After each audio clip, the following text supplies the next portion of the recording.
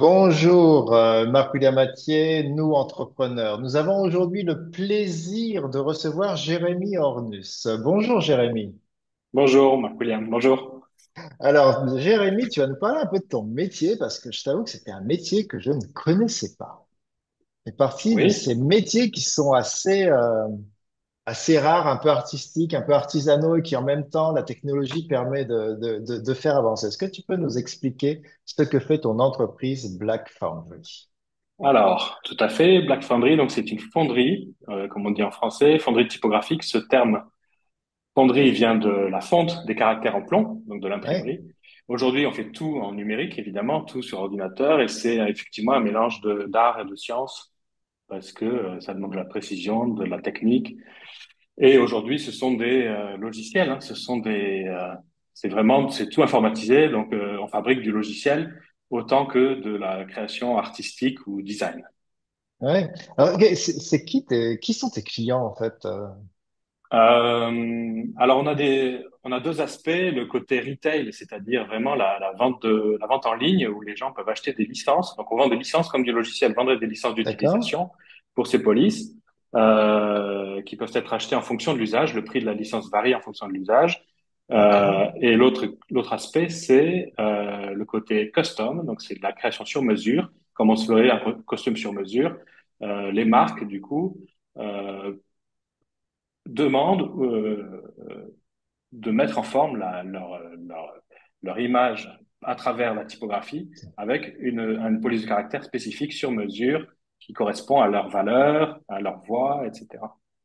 C'est Donc, génial comme. les Waouh. clients, on a travaillé avec Renault beaucoup pour Ouais. leurs différentes marques. Le groupe Renault, on a travaillé un autre sujet qui était pas du design à proprement parler, parce qu'on ne fait pas que du design. C'était pour Ikea, qui a utilisé la fonte Noto, qui est bien connue, la fonte Noto, qui est open source, qui est gratuite, on pourrait penser, mais qui n'était pas en tout cas utilisable telle quelle, juste en téléchargeant le fichier sur Internet. Ça ne leur convenait pas exactement, donc on n'a pas fait d'action de design, mais on a fait de l'action de prompt engineering, ce qu'on appelle, pour rendre ces fichiers compatibles, entre guillemets, avec toute leur machinerie pour imprimer les étiquettes, les packs, les manuels, dans Ouais. toutes les langues. Donc ça inclut pas Waouh. seulement le latin, mais aussi le thaïlandais, le chinois, le japonais, le coréen, l'arabe, tout ce qu'on peut Oh là imaginer. là, mais comment t'es Voilà. venu sur un métier comme ça? C'est un Euh, métier de fou. c'est un métier enfin, très passionnant parce qu'on Bah voyage ouais. on voyage dans le temps avec les formes des lettres et Ouais. dans l'espace avec tous les systèmes d'écriture. Et à la fois, c'est très tech parce que la technologie supporte tous ces systèmes. Parfois, c'est compliqué de mettre en forme de l'arabe, mettre en forme du Devanagari pour l'Inde, etc. Moi, je suis venu là-dedans par le design. Et un peu par hasard, j'ai découvert la calligraphie dans mon école de design et j'ai plongé petit à petit dans le sujet jusqu'à arriver aux polices de caractère. Alors, je t'imagine, enfin, quand je t'écoute, je sens la passion, hein. Dès que tu parles du métier, du design, ces éléments-là, on sent vraiment la passion. Mais passer de ce métier de passion, un peu d'artisan, en fait, je vois un peu l'artisan quelque part, l'artiste artisan, à celui d'entrepreneur, Oui. qu'est-ce qui s'est passé? Parce que c'est quand même deux mondes un peu différents, Alors, c'est de l'artisanat. Je te reprends un petit peu, oui et non, hein. parce que ça peut être de l'artisanat quand on fait un logo, quand on fait une image en quelque sorte. Mais là, il s'agit d'un logiciel. Donc, il y a aussi le Ouais. côté tech et le côté développement, comme Ouais. développement de logiciel. Et ce que j'ai toujours aussi mis en place, et j'en ai pas encore parlé, mais c'est une activité où on craft nos propres outils donc, on code nos outils pour arriver à nos fins. Donc, moi-même, j'ai développé des outils pour aider le design et pour aider la production de ces logiciels. Et donc, c'est aussi une manière d'automatiser sa façon de faire, et de se faire gagner soi-même du temps et qui peut après être partagé à des collaborateurs pour développer un workflow, une façon de faire. Et là, on n'est plus trop dans l'artisanat. Enfin, on peut l'être, mais c'est de l'artisanat quand même Ouais. Ouais. assez technique et technologique en quelque sorte, où on établit un workflow, une façon de faire qui est commune à une équipe et qui permet de travailler à plusieurs et faire plus de projets et des projets plus larges. Par exemple, aujourd'hui, on fait beaucoup de scripts asiatiques, chinois, japonais, coréens, qui demandent des natifs, hein, des natifs parce que ça Mhm. s'invente pas, c'est le système d'écriture, donc des compétences de design, mais aussi de travailler en équipe parce que les jeux de caractères sont énormes. Il y en a toujours au minimum 6000 caractères à dessiner, 6000 glyphes à dessiner dans une fonte chinoise. Vous imaginez qu'une personne seule ne peut pas le faire dans un temps raisonnable pour une marque qui attend son produit. Donc là, il faut être une équipe et on organise donc cette équipe autour d'un workflow et d'un processus. Donc, D'accord. voilà. Et vous le faites juste avec vos équipes internes? Vous le faites avec des équipes internationales également? Ou comment Oui, ça bah, se fait? l'équipe est internationale déjà. À Paris, on a D'accord. enfin, on a beaucoup de nationalités. On a un Iranien, un Japonais, des Chinois, un Coréen. On a un web Ah ouais. développeur en Italie, un développeur en Hollande, en Allemagne aussi. Bon, la majorité de l'équipe est en France, mais on a aussi une petite antenne en Chine avec 3 personnes. Wow, génial.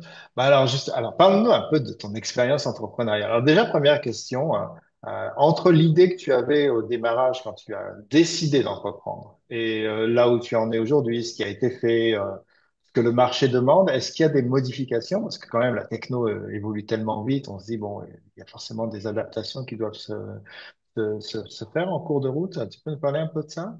Oui, bah, la techno, oui, elle évolue. Les fontes, c'est quand même, ça évolue assez lentement, mais il y a eu une révolution un peu au début des années 2000, avec les fontes OpenType qui sont apparues, puis les fontes variables. Donc ça s'est standardisé, puis le développement de l'Unicode aussi qui a standardisé l'encodage des glyphes qui permet de mieux communiquer entre les ordinateurs, etc. Donc c'est toujours type plus tech, c'est notre baseline, type and tech, les deux Mhm. éléments. Donc ça, c'était la base de l'entreprise. Ce que j'avais pas imaginé au début, c'était l'essor du caractère asiatique, en tout cas pour notre Ouais. activité. Et on en fait beaucoup, c'est une grosse partie de notre activité aujourd'hui, euh, que j'avais pas imaginé. Alors il y a eu un petit, entre guillemets, projet avec PSA, ce qui est Stellantis aujourd'hui, qui était Mhm. purement technique, qui était du front engineering pour trouver, sourcer euh, les, les caractères asiatiques qui iraient avec leur marque latine. Latine, c'est français, anglais, etc. Mhm. Donc il y a eu ce premier doigt dans l'engrenage asiatique. Et puis petit à petit, les connaissances se sont développées et la demande s'est développée aussi. Et en termes d'équipe, la manière dont l'équipe fonctionne, la manière dont vous allez vers le client, est-ce que ça correspond à ce que tu te disais quand tu as commencé? Pas du tout, pas du tout. Ouais, ouais, pas du Et tout. c'est quoi les grandes différences pour toi? Bah, l'image de moi, il y a 10 ans, en lançant l'activité La Fonderie, c'était plutôt ce qu'on voit de l'extérieur, c'est-à-dire une boutique en ligne où on Ouais. fait ses créations comme un artisan ou un artiste crée ses œuvres, un designer, et les met à disposition des clients. Et après, c'est un travail de communication, de marketing, mais principalement orienté autour du latin et de l'Europe, et de l'Europe au sens large en comptant le cyrillique et le grec aussi. Mais j'imaginais pas du tout cette activité telle qu'elle est aujourd'hui, il y a 10 ans. D'accord. Alors, ça fait 10 ans que tu es dans l'entrepreneuriat, tu as été salarié au préalable, tu as aussi travaillé à ton compte, donc tu as amené ton savoir-faire auprès d'autres pendant une période de temps. Euh, Quels sont pour toi ton ou tes deux principaux enseignements en tant qu'entrepreneur? Quand tu te regardes par rapport à ce que tu étais avant, comment tu étais avant, comment tu pensais avant et comment tu es aujourd'hui et comment tu penses aujourd'hui, Mhm. quels sont pour toi les deux principaux enseignements? Le premier que j'ai appris, c'est sûrement d'être bien entouré. C'est-à-dire Oui. qu'on ne fait rien tout seul, ou en tout cas c'est beaucoup plus difficile. Et être bien entouré aide justement au deuxième, c'est-à-dire, deuxième enseignement, se focaliser et se concentrer sur sa valeur ajoutée en tant qu'entrepreneur, son savoir-faire, sa valeur ajoutée. C'est-à-dire, et puis ne pas hésiter du coup à déléguer à son entour, aux personnes de confiance euh, qui nous entourent pour le reste de l'aventure entrepreneuriale parce que tout seul, ça n'a pas de sens. On n'est plus on ne peut pas, enfin, à mon avis, on ne peut pas être entrepreneur Ouais. seul. Non, c'est vrai, c'est vrai. Nous, d'ailleurs, on a une définition de l'entreprise. On dit une entreprise, c'est une activité commerciale et rentable qui peut fonctionner sans l'implication quotidienne de son dirigeant. Ah oui. Tu vois. Et c'est vrai que si on Mhm. n'est pas dans cette phase-là, on n'est Oui, c'est pas ça. totalement dans une entreprise autonome. Donc, ce que j'entends en tout cas, c'est se focaliser vraiment sur son savoir-faire là où on apporte le plus de valeur aux autres et se faire accompagner sur, allez, on va dire les conseils, les échanges avec voilà, des personnes. Je sais pas si tu as un board ou pas, par exemple, mais avec des personnes autour de toi et aussi s'assurer qu'on on amène et on délègue auprès d'autres personnes les éléments sur lesquels on n'est pas le plus fort, quoi, sur lesquels on n'est C'est pas le ça. meilleur. Mhm. Ouais, Mhm. d'accord. Ok, super. Super. Et justement, par rapport à, donc tu parlais de l'accompagnement et tout ça, tu as été mentoré, l'entrepreneuriat, c'est Euh, pas quelque chose de simple, ça s'apprend un peu sur le tas, mais voilà, c'est bien quand même d'avoir des personnes autour de soi. Comment tu as vécu cette période? il y a eu la rencontre avec mon associé qui lui était déjà dans l'entrepreneuriat, donc déjà ça c'était un terrain un peu connu qui me permettait d'avancer. Et récemment, j'ai aussi rencontré un entrepreneur, un autre entrepreneur qui s'occupe un peu de m'accompagner sur la suivi et la gestion des tableaux de bord, etc. Et D'accord. qui fait un peu de coaching aussi, un peu comme un effet secondaire. En fait, c'est pas son but principal ni son rôle au départ, mais dans la relation, c'est développé comme ça Un- du conseil un peu, ouais. Mhm. Ouais, un peu une forme de copilote sur les C'est indicateurs, ça, ouais, c'est ça, principaux, les indicateurs financiers et tout exactement. ça. Ouais.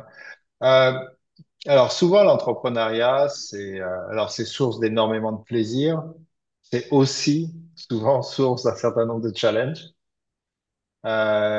Pour toi, quel est le principal challenge que tu as vécu et comment tu y as fait face pour que les personnes qui écoutent, Euh, qui regardent cette vidéo puissent en parler. Et puis aussi, quand tu regardes devant toi, c'est-à-dire dans les années qui viennent, quel est pour toi le principal challenge auquel tu vas devoir faire face? Euh, alors challenge, on peut parler aussi de challenge au niveau métier, Bien sûr. parce que c'est surtout ça qui m'intéresse. Moi, c'est pas l'entrepreneuriat pour l'entrepreneuriat, c'est plutôt l'entreprise que je pilote, que je gère et que j'essaie de développer, qui m'intéresse. Donc le principe, un challenge important en tout cas dans ma vie d'entrepreneur, dans la vie de Black Foundry, c'était le, le premier dont j'ai parlé avec PSA, Ouais. qui a été le premier contact avec le marché asiatique, donc qui a permis d'enclencher tout ce qui arrive aujourd'hui finalement, 10 ans plus tard. Donc ça, c'était un challenge, c'est-à-dire que je ne connaissais rien à la typographie asiatique et j'avais cette Ouais, commande, donc et il fallait l'honorer. Donc donc c'est l'adaptabilité, quelque part, une c'est ça. adaptabilité très, très... Et Mm. comment tu as fait Donc, face à ça? bah, c'est aussi grâce aux études que j'ai faites précédemment qui m'ont permis Ouais. d'aborder des systèmes non latins et de faire c'est pas un PhD pardon c'était un master d'art que j'ai fait à Londres à côté de Londres qui m'a apporté tout un bagage de méthodologie aussi pour aborder des choses inconnues et justement faire toutes ces recherches. Donc ça a pu être fait en amont pour rendre le projet possible. Voilà. Et un challenge à venir, c'est peut-être imaginer une activité qui, euh, qui serait encore plus orientée vers l'Asie et encore plus vers ce que j'appelle le custom, D'accord. C'est-à-dire le consumer, ce que tu appelles le custom, c'est le sur-mesure. le sur-mesure, tout à fait. D'accord, développer le sur-mesure. Comment tu fais d'ailleurs pour trouver tes clients au niveau asiatique? Alors, bon, on se dit quand même avec des gros groupes et des belles références comme tu as, on se dit, bon, ça doit aider, mais malgré tout, bon, il faut y Oui, aller. Il doit y avoir c'est plusieurs pas personnes sur évident. le marché. C'est pas évident. Il y a pas mal de fonderies asiatiques déjà qui sont sur le marché asiatique. Moi, je ne suis pas encore sur le marché asiatique. Mes clients sont des marques américaines, européennes qui D'accord. s'intéressent au marché asiatique et qui font du coup, qui demandent une réflexion enfin un reflet de ce qu'ils ont en latin dans les autres systèmes d'écriture, y compris les systèmes asiatiques. Et on travaille D'accord. notamment avec Google depuis plus de 5 ans sur un gros projet qui n'est pas fini, qui est à la fois design asiatique et design et tech, parce qu'on développe un logiciel avec eux qui nous permet de créer ces fontes en collaboration. Donc, en mettant D'accord. toute une équipe sur un même projet, voilà. Donc, ça, c'est notre grosse référence depuis quelques années et qui nous permet d'avancer et de, voilà. d'aller- Et Mais ouais, oui, vas-y. un challenge entrepreneurial serait évidemment d'arriver sur le marché chinois, japonais, d'arriver à avoir ses clients localement. Et ça, c'est aussi un, voilà, c'est ça quand je dis custom, c'est aussi développer ça. D'accord. Et tu as une vision de la manière dont tu pourrais le faire? Est-ce que ça voudrait dire avoir des associés sur le marché et Oui, travailler avec eux, je suppose, c'est c'est ça, ça? en Chine, ouais. Des En Chine associés, directement? surtout en Chine, je vois surtout possible en Chine pour le moment parce que j'ai cette équipe de designers en Chine. Ouais. Je suis en train de développer plus le réseau là-bas, plus qu'en Asie, plus en Corée ou au Japon. D'accord, d'accord, d'accord. Euh, alors, tu es encore relativement jeune, ceci étant, voilà, tu l'as été un peu moins. Tu le seras un peu moins et tu l'as été un peu Ouais. plus. Et si il y avait la jeune version de toi qui te demandait un ou deux conseils avant que tu n'aies commencé, peut-être même avant que tu n'aies terminé tes études d'ailleurs, Hmm. tu me disais, OK, bon, tu regardes comment tu as vécu ta vie d'entrepreneur, là tu en es aujourd'hui. Quels seraient le ou les conseils que tu leur donnerais, que tu lui donnerais à la jeune version de Bah, toi? conseil d'entrepreneur, ça serait, Ouais, c'est un peu ce qu'on a dit plus tôt, hein, bon, être bien entouré, mais aussi bah, des choses un peu évidentes comme évidentes pour moi peut-être aujourd'hui, mais qui ne seraient pas pour moi il y a 10 ans ou il y a ouais, plus. Bah, la trésorerie est évidemment le nerf de la ouais, guerre et que bien, ouais. sa bonne gestion est très importante pour entreprendre avec plus de liberté et moins de stress. Donc, Donc, cash is king. ouais, Comme, je comme pense. disent les Américains. Écoute, Jérémy, je te remercie beaucoup pour ce partage d'expérience. Comme je dis, un métier que je ne connaissais pas. En tout cas, pas dans ce...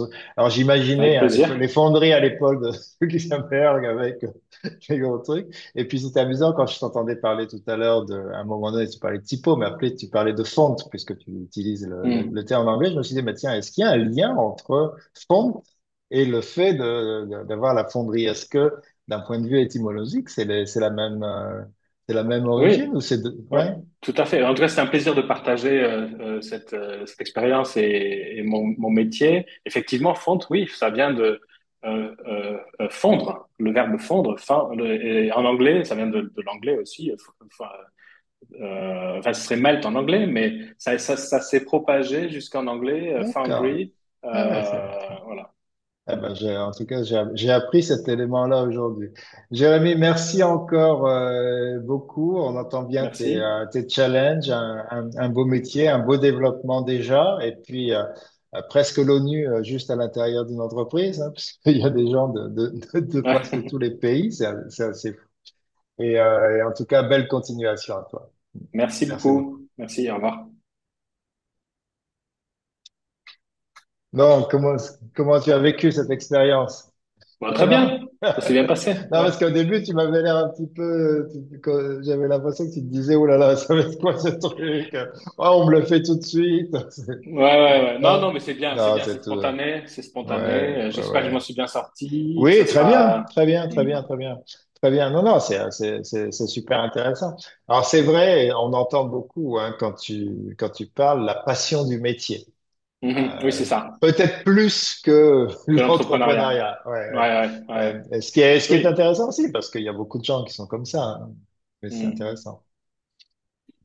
Mais ce que nous, on observe aussi avec pas mal de nos clients, c'est qu'en fait, bien souvent, voilà, on devient entrepreneur parce qu'à un moment donné, on a envie de faire son métier tel qu'on a envie soi-même de le faire. Et Oui, bah, ça oblige à entreprendre, ça oblige à faire des choses. Et puis après, on commence à... oui, c'est un peu une C'est pas... conséquence, quelque Bah oui, sorte. c'est un peu, Mm. ça peut être ça peut être une conséquence. Mais en tout cas, Mm. marché chinois, entrer dans le marché chinois, je pense que ça va être intéressant. C'est un peu C'est une belle challengeant. ambition. Ouais. Oui, oui, oui, j'ai une amie qui est, avec qui j'échange de temps à autre. Alors moi, je suis moitié parisien, moitié niçois. D'accord. Et donc j'ai une amie à Nice qui est spécialisée dans le, alors, comment ça s'appelle ça? Enfin, on va dire le management transculturel avec la Chine. C'est-à-dire, elle a Ah, grandi en ouais. Chine, elle y était, elle a grandi déjà quand elle était en France avec des Chinois autour d'elle, donc elle était imprégnée de la culture très très jeune, à 8-10 ans, et puis elle y a vécu à partir de 20 ans, pendant D'accord. je sais pas, 2 décennies, je crois.